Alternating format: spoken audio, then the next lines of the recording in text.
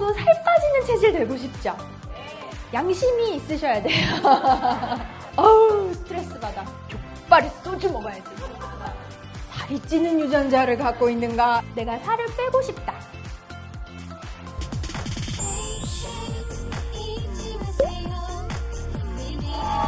안녕하세요. 반갑습니다. 한국 허벌라이프 뉴트리션 트레이너 장하나입니다. 하트예요. 다이어트라는 말을 우리가 영어로는 D-I-E-T예요. 근데 이게 영어로는 식이요법, 식사요법이라는 의미가 맞죠. 근데 우리나라에서는 다이어트 그럼 뭐 하는 거라고 생각해요? 살 빼는 거라고 생각을 해요. 근데 이 말은요, 사실은 그리스어에서 유래가 되었습니다. 평생을 가져가는 습관, 나를 이끄는 것이라는 어원을 담고 있습니다. 다이어트의 원리는요, 칼로리의 원리에 의해서 다이어트가 되고 안 되고 성공이 판가름 납니다. 먹는 것보다 쓰는 게 많아요. 그러면 살이 쪄요, 빠져요?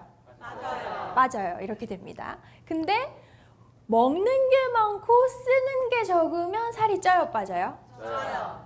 우리 고객님들을 만났을 때 이 다이어트 원리가 안 맞아 들어가시는 분들이 있어요. 네. 나는 먹는 게 없는데 어떤데요? 살이 찐대요. 네. 두 번째, 나는 먹는 거는 뭐 그냥 먹는데 운동 되게 많이 하는데 살이 안 빠져요. 뭐 이렇게 말씀하시는 분들이 있죠. 그러면 첫 번째로 식이 칼로리, 섭취 칼로리를 점검을 해볼 필요가 있고, 두 번째는 운동 칼로리, 소모 칼로리에 대해서 점검을 해볼 필요가 있습니다. 나는 안 먹는다고 생각하지만 실제로는 더 먹는 경우가 있죠. 그러면 이때 굉장히 유용하게 사용할 수 있는 도구가 뭘까요? 매일매일 기록하는 거, 다이어트 일기예요. 식사 일지를 쓰는 겁니다. 다이어트 코칭을 할 때 가장 기본적으로 들어가게 되는 건데, 빈 종이를 하나 딱 꺼내 놓으시고 거기에 아침, 점심, 저녁, 간식을 다 쓰신 다음에 하루 종일 내 입에 들어가는 모든 음식, 물부터 비롯해서 뭔가 입에 닿았다 그러면 다 적으시는 거예요. 그러면 이 사람이 어떤 식습관을 가졌구나를 우리가 파악을 할 수가 있죠. 탄단지의 칼로리, 탄수화물은 그램당 몇 칼로리일까요? 4칼로리. 네, 맞아요. 그램당 4칼로리를 냅니다. 자, 단백질도 질문 드릴게요.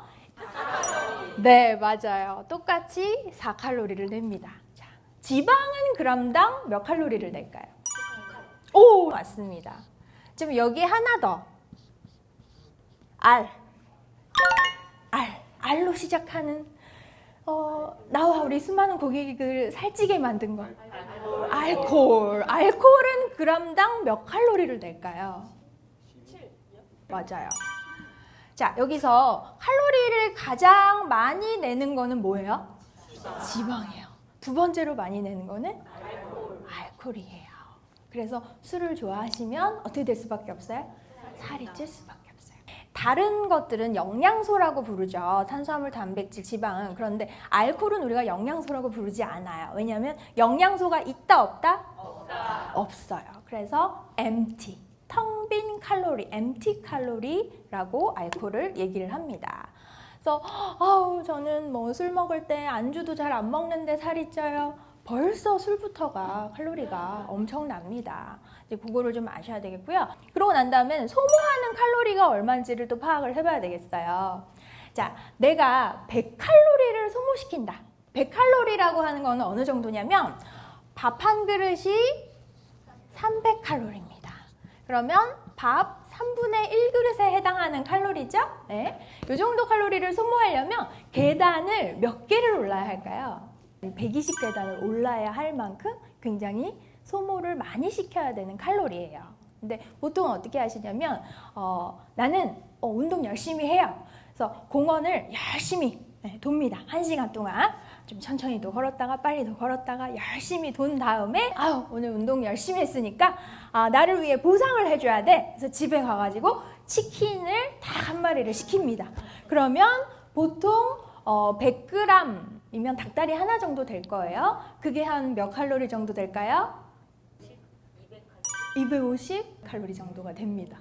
근데 그거를 한 조각만 먹지 않아요. 그러니까 나는 운동해도 살이 안 빠져. 이거는 칼로리의 밸런스 차이에서 살이 찔 수밖에 없다는 걸 우리가 알 수가 있죠. 두 번째 호르몬 얘기 한번 해볼게요. 우리 여성 호르몬. 너무 속상한 게 여자들은 45세 이후가 되면 이 여성 호르몬이 어떻게 되죠? 분비되는 양이 줄어들어요. 왜냐하면 여성 호르몬이 체지방을 분해하는 역할을 하는데 도움을 주는데 이게 분비가 줄어드니까 체지방이 쌓이고, 특히나 여성 호르몬은 복부의 지방을 분해하는데 도움을 줘요. 그러니까 얘가 분비가 줄어드니까 여성들이 나중에 복부 비만이 5배가 높아지게 됩니다. 그래서 영양소나 기능성분으로 도움을 받을 수 있는 것들로 좀 서포트를 해줘야 된다. 살이 찌는 것과 관련이 있는 마지막 호르몬은 성장 호르몬입니다. 성장 호르몬. 근데 나이가 들면 들수록 성장 호르몬도 또 어떻게 돼요? 또 줄어들어요. 그러다 보니까 체지방을 분해하는 기능이 많이 떨어지게 되면서 살이 찔 수밖에 없습니다.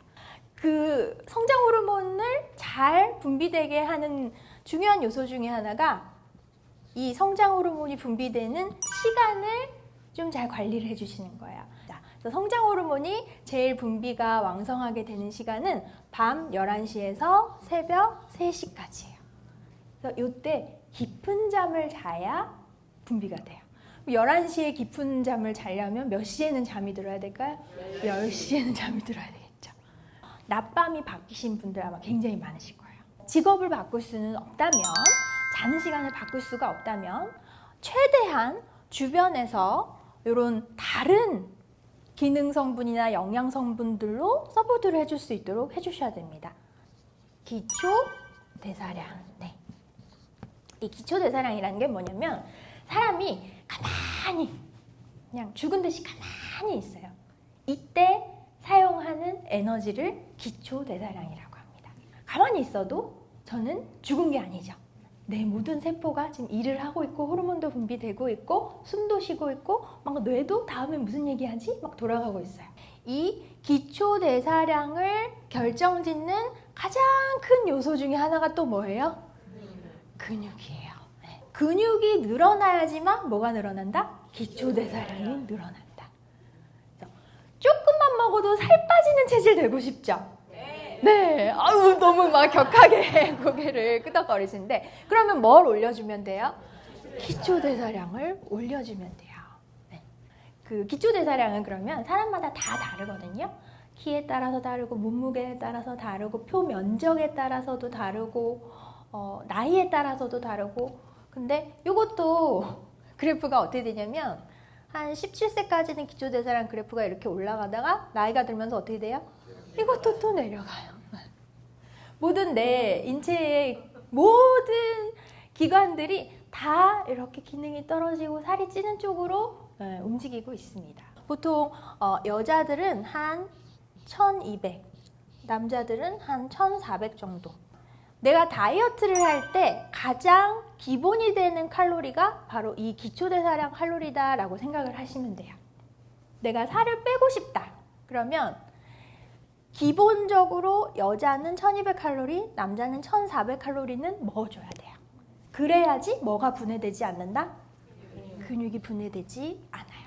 그래서 잘못된 다이어트를 하시는, 무작정 굶으시거나 원푸드 다이어트를 해서 칼로리를 막 최소한으로 줄여버리잖아요. 그러면은 뭐 어떤 식단은 1000칼로리도 안 나오는 식단이 있어요. 이거를 일주일, 2주일 하다 보면 근육을 다 잃어버려요. 그래서 기초대사량이 떨어지겠죠. 그러면 그 다이어트를 멈추고 났을 때는 다시 어떻게 될까요? 살이 쉽게 찌는 체질로 바뀌어져 버리는 거죠. 그래서 우리는 절대로 그런 다이어트는 피해야 되겠습니다. 체지방 모형 본 적 있으세요? 네. 이거 하나가 1kg인데 이거를 빼려면 몇 칼로리를 빼야 될까요? 7,700칼로리를 빼야 돼요. 그러면 이 7,700칼로리를 예를 들어서 일주일 동안 뺀다고 생각하면 나누기 7. 그럼 하루에 1100칼로리죠. 하루에 1100칼로리를 음식으로 안 먹거나 운동으로 소비를 해줘야